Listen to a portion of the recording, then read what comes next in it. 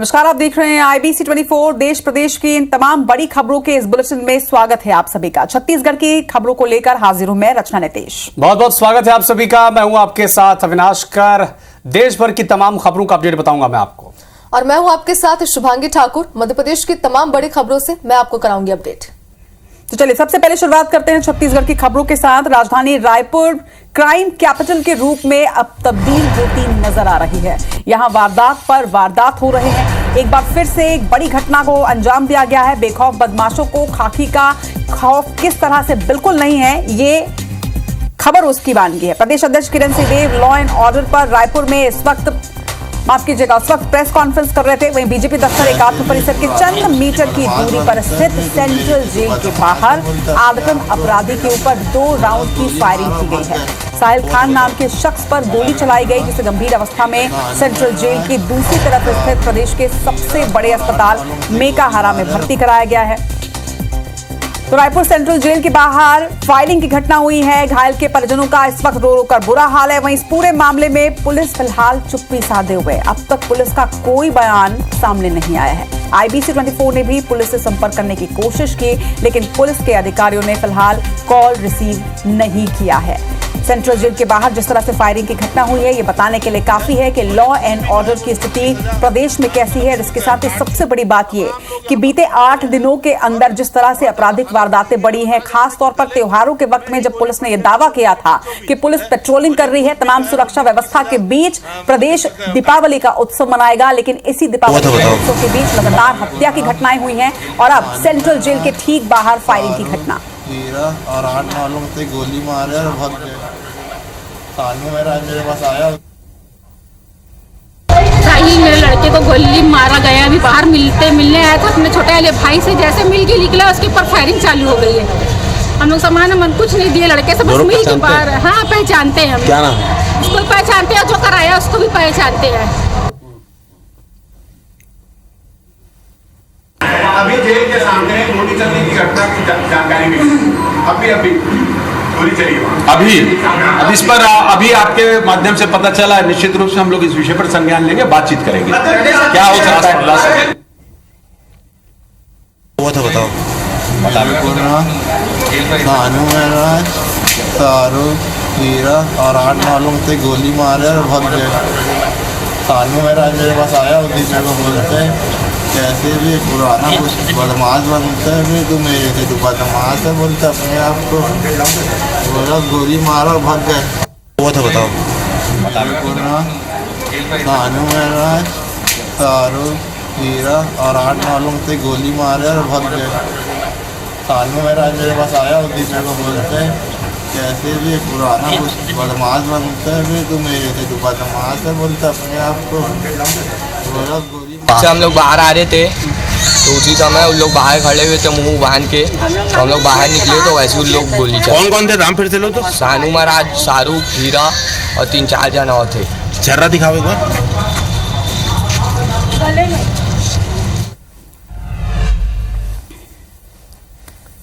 और अब खबर जबलपुर से है, जहां 5 अक्टूबर को ITC ग्रुप के होटल में हुए ब्लास्ट के मामले में जिला प्रशासन की जांच पूरी हो गई है। हादसे के लिए 2 कर्मचारियों और गैस पाइपलाइन फिट करने वाली दिल्ली की साकार इंडिया कंपनी को दोषी पाया गया। जांच में यह खुलासा हुआ है कि इंजीनियर्स की जगह 10वीं पास कर्मचारी होटल में गैस पाइपलाइन की फिटिंग कर रहे थे।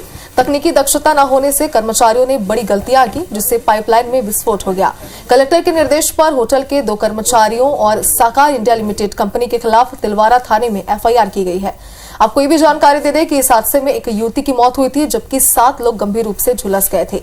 इसके बाद CM डॉक्टर मोहन यादव ने इस घटना पर संज्ञान लेते हुए जांच के निर्देश दिए थे। जांच में जो प्राथमिक तौर पे जो चीज़ निकल कर आई है वो ये है कि दोनों ही व्यक्ति जिनको कंपनी की तरफ से भेजा गया था, उनको जिस लेवल की ट्रेनिंग होनी चाहिए थी वो ट्रेनिंग नहीं थी। तो संभवतः मूल कारण जो है गैस को कैसे हैंडल करना होता है या पाइपलाइन के संबंध में जो टेस्टिंग का कार्य था, वो जो है जांच समिति ने अपनी रिपोर्ट में प्रस्तुत करा। चलिए कुछ राष्ट्रीय खबरों से आपको अपडेट करा दें। उत्तराखंड के अल्मोड़ा बस हादसे में मृतकों की संख्या बढ़कर अब 36 हो गई है। बस में 40 से ज्यादा लोग सवार थे। हादसे की सूचना मिलते ही पुलिस और एसडीआरएफ की टीम ने बचाव और राहत कार्य शुरू कर दिया था। वहीं इस घटना पर मुख्यमंत्री पुष्कर सिंह धामी ने दुख जताया है और मृतक के परिवारों को 4-4 लाख रुपए और घायलों को 1-1 लाख रुपए देने का आश्वासन दिया है, निर्देश भी दिए हैं। मुख्यमंत्री ने कुमाऊं मंडल के कमिश्नर से घटना की मजिस्ट्रेट जांच कराने के निर्देश भी दे दिए हैं। इधर केंद्र सरकार ने भी आर्थिक मदद का ऐलान किया है। केंद्र ने 2 लाख रुपए के मुआवजे का ऐलान किया है।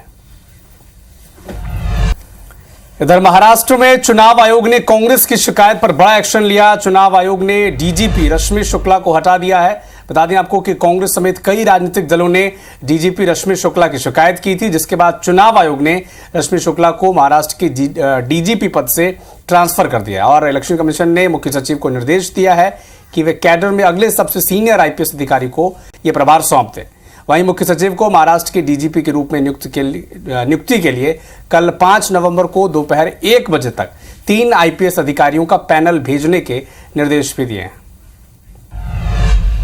धार के मना पुलिस ने बड़ी कार्रवाई करते हुए अवैध हथियार निर्माण करने वाली 2 मिनी फैक्ट्रियों पर छापा मारा है। इस कार्रवाई में कुल 7 आरोपी गिरफ्तार किए गए। साथ ही बड़ी संख्या में अवैध देसी पिस्टल, देसी कट्टे और भारी मात्रा में हथियार बनाने के उपकरण भी बरामद किए गए हैं। वहीं मनावर एसटीओपी अनूप बेनीवाल ने बताया कि पुख्ता सूचना के बाद 2 अलग अलग टीमें तैयार की गई, जिसमें से एक टीम ने अवैध हथियारों का निर्माण करते आरोपी हरजीत चावला, दया सिंह और जितेंद्र चावला को गिरफ्तार किया है। इसी प्रकार दूसरी टीम ने सतनाम, राजेंद्र, राज सिंह और संजय सिंह को गिरफ्तार किया। एसटीओपी ने बताया कि आरोपियों से पूछताछ के दौरान इस गिरोह से जुड़े अन्य आरोपियों तक भी पहुंचने की उम्मीद जताई जा रही है। आज जो है एक बहुत बड़ी कार्रवाई करी है, जिसमें थाना मनावर व चौकी सिंघाना के द्वारा कार्रवाई हुई है। इसमें 2 जगह से सिंघाना में 2 अवैध हथियार बनाने वाली फैक्ट्री हमने पकड़ी है। इसमें कुल 7 आरोपी गिरफ्तार हुए हैं। इसमें इन्वेस्टिगेशन जारी है और ज़रूर हम इसमें कामयाब रहेंगे कि कहाँ से क्या इनके पास सामान उपलब्ध होता है, कहाँ पे ये बेचते हैं। तो इस बारे में इन्वेस्टिगेशन बहुत अच्छे से जारी रहेगी। चुनाव की तारीखों में बदलाव हुआ है। उत्तर प्रदेश में गंगा स्नान के चलते ये तारीखें बदली गई हैं। यहां अब 9 विधानसभा सीटों पर 13 नवंबर की जगह 20 नवंबर को चुनाव होगा। वहीं पंजाब की 4 सीटें और केरल की 1 सीट पर भी जो उपचुनाव की तारीख थी उसे भी बदल दिया गया। इन सभी 14 सीटों पर अब 20 नवंबर को वोटिंग होगी। छत्तीसगढ़ से बड़ी खबर आपको बता दें, मुख्यमंत्री निवास में बैठक जारी थी जो इस वक्त खत्म हो चुकी है। सीएम विष्णुदेव साय की अध्यक्षता में इस बैठक का आयोजन किया गया था। धान खरीदी और कई मुद्दों पर अहम चर्चा इस मीटिंग में हुई है। डिप्टी सीएम अरुण साव और विजय शर्मा भी इस मीटिंग में मौजूद थे। बैठक में खाद्य मंत्री दयालदास बघेल की भी मौजूदगी है। अगली खबर इंदौर से है, जहां मस्जिद पर लगे पोस्टर को लेकर आपत्ति जताई गई है। हिंदू रक्षक संगठन ने पोस्टर पर आपत्ति जताई। हिंदू रक्षक संगठन के संयोजक एकलव्य गौड़ का बयान भी सामने आया। कहा कि गजवाए हिंद के आतंक को दर्शाने वाला ये पोस्टर है। आपत्ति के बाद देर रात प्रशासन ने इस पोस्टर को हटवा दिया। इधर झारखंड में भारतीय जनता पार्टी का धुआंधार प्रचार जारी है। सोमवार को प्रधानमंत्री नरेंद्र मोदी ने झारखंड के गढ़वा में जनसभा की और विपक्ष पर तुष्टीकरण का आरोप लगाते हुए हमला बोला। पीएम ने कहा कि एक तरफ बीजेपी का गारंटी पूरा करने का ट्रैक रिकॉर्ड बन रहा है, तो दूसरी तरफ जेएमएम यानी झारखंड मुक्ति मोर्चा, कांग्रेस और आरजेडी झूठे वादे कर रही है। पीएम ने कहा कि जब बीजेपी की योजनाएं सामने आएंगी तब विपक्ष ने महिलाओं की आंख में धूल झोंकने के लिए नकल कर नई नई घोषणाएं कर दी हैं। भाजपा ने तो झारखंड के लोगों की आकांक्षाओं का सम्मान करते हुए झारखंड अलग राज्य का निर्माण किया था। और कुछ लोग जो यहां बैठे वो कहते थे हमारी छाती पे झारखंड बनेगा। अरे उनकी छाती पे झारखंड बन गया, लेकिन झारखंड के कुछ नेता उनकी गोदी में जाके बैठ गए। खबर छत्तीसगढ़ से, जहां बिलासपुर में कांग्रेस का धरना प्रदर्शन इस वक्त शुरू हो चुका है। प्रदेश की बिगड़ी कानून व्यवस्था को लेकर ये प्रदर्शन किया जा रहा है। नेहरू चौक में ये प्रदर्शन जारी है। पूर्व विधायक और जिला अध्यक्ष भी इस धरना प्रदर्शन में मौजूद हैं। शहर अध्यक्ष सहित कई कार्यकर्ता इस प्रदेश प्रदर्शन में शामिल हैं।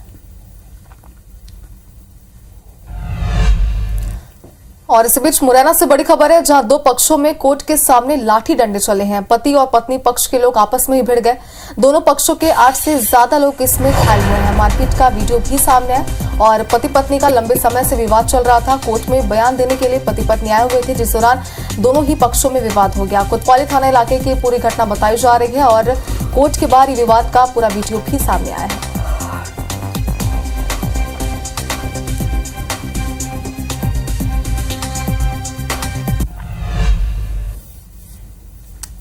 जम्मू कश्मीर विधानसभा में सोमवार को पहले दिन धारा 370 को लेकर जबरदस्त हंगामा हुआ।